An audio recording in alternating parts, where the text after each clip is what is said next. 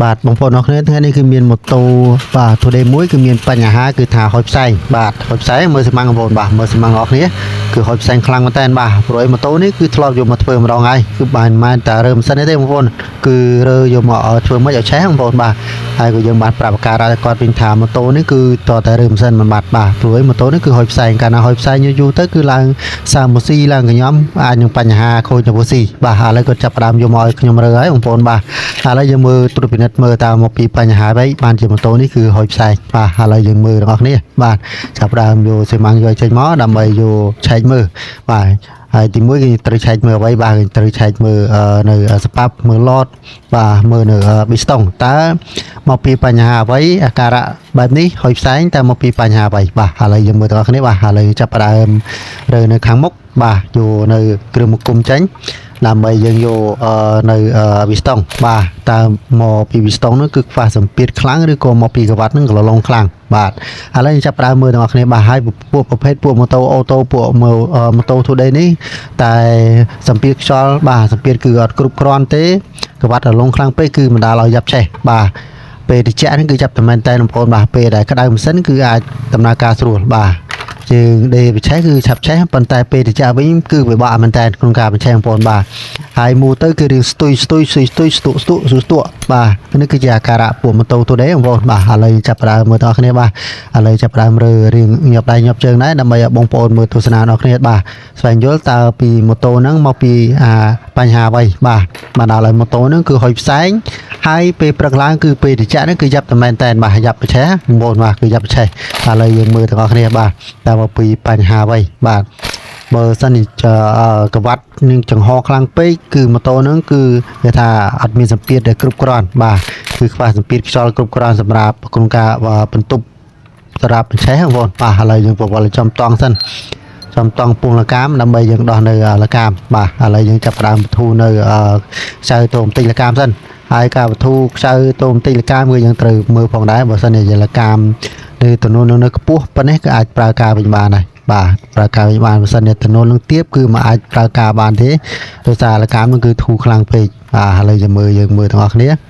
ឡូវចង់មកខាត់ពេលយូរបាទយើងដោះខ្សៅនៅញងលកាមសិនដើម្បីយកចេញរៀងស្លាស់សិនដើម្បីយើងយកកន្លះចេញដើម្បីបធូរនៅខ្សៅ4បាទឥឡូវចាប់ផ្ដើមដោះនៅខ្សៅ4នឹងចេញសិនបាទបើអត់ដោះខ្សៅ4នឹងចេញទេគឺយើងយកកន្លះចេញបងប្អូនបាទគឺយើងយកចេញទេដើម្បីយើងចេញគឺយើងត្រូវតែដោះខ្សៅនឹងចេញបាទនិយាយលេខសបងប្អូនបាទឥឡូវចាប់ផ្ដើមដោះចេញរួចរាល់ហើយគឺយើងដោះនៅខ្សៅចង្ហៀងបាទខ្សៅចង្ហៀង2ដើមហ្នឹងដើម្បីដោះចេញមកយើងយកកន្លះយកនៅសវីចេញ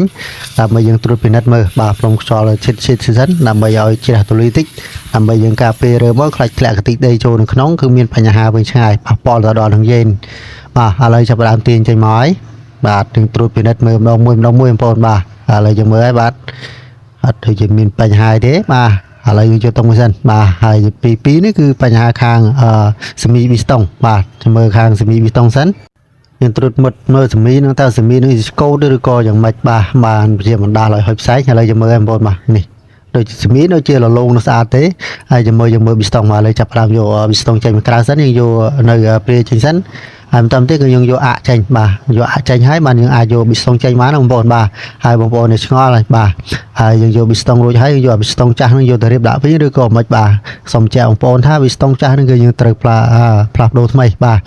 ហើយយើងឃើញស្នាមហើយបាទជាបញ្ហាដែលបណ្ដាលឲ្យហុចផ្សែងហើយបាទឥឡូវចាំមើលយើងលោកកវ៉ាត់សិនបាទហើយប៊ីស្តុងវិញគឺឃើញឆ្នាំស្គរដែរបាទស្គរដែរយកកវ៉ាត់យើងមកលោមកតែកវ៉ាត់នឹងចង្ហធំពេកឬក៏មិនបាទហើយកវ៉ាត់នឹងបើសិនជាចង្ហធំពេកហ្នឹងក៏អាចហុចផ្សែងនឹងបងប្អូនបាទឥឡូវយើងមើលដល់គ្នាបាទនេះឃើញច្បាស់ហើយបងបាទនេះគឺជាបញ្ហាឃើញអត់បងប្អូនបាទគឺចង្ហធំមែនតើនេះហើយគឺជាបណ្ដាលឲ្យវាខ្វះនៅសម្ពាធបាទអត់មានកម្លាំងគ្រប់គ្រាន់សម្រាប់ในការបញ្ឆេះហើយបណ្ដាលនៅឲ្យហុចផ្សែងផងដែរបាទឥឡូវចាប់ផ្ដើមយកទុកសិនបាទឥឡូវយើងចាប់ផ្ដើមរៀបចំចូលទៅវិញហើយយើងលាងស្អាតហើយបងប្អូនឃើញចាំងហើយបងប្អូនបាទហើយបងប្អូនប្រិយឆ្ងល់ហើយយើងទិញប៊ីស្តុងថ្មីយកមកដាក់បដៅឬក៏មិនបាទគឺអត់ទេបងប្អូនបាទគឺយើងទិញប៊ីស្តុងថ្មីដែរប៉ុន្តែយើងយកមកសីបញ្ចូលជាមួយនឹងសេមីរបស់យើងបាទដើម្បីយកឲ្យជាងកលឹងគាត់កលឹងទៅបាទថែមលេខតែរៀងធំបញ្ចូលនៅប៊ីស្តុងថ្មីបានអាចប្រើការបានហើយការរៀបក្បាត់របស់ខ្ញុំនេះគឺបងប្អូនយល់មិនដែរបងប្អូនបាទគឺយើងយកនៅសំណាញ់ថាសំណាញ់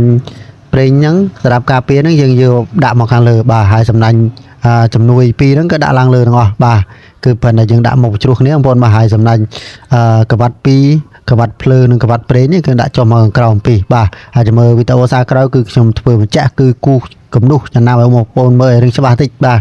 សារពេលវេលារៀងខ្លីតិចបងប្អូនបាទវីដេអូនេះរៀងខ្លីតិចចាំមើលសារក្រោយគឺធ្វើវារៀងវែងឲ្យបងប្អូនមើលឲ្យបានអស់បាទឲ្យបានយល់កាន់ច្បាស់បាទឥឡូវចាប់ផ្ដើមរៀបនៅកវ៉ាត់យើងបង្ហាញបាទការខ្ញុំរៀបកវ៉ាត់គឺរៀបចឹងឲ្យបងប្អូនបាទគឺអរគុណច្រើនបងប្អូនបាទសម្រាប់ចូលរួមទស្សនាផងដែរហើយមើលជើងរត់នឹងមានវីដេអូបន្តទៀត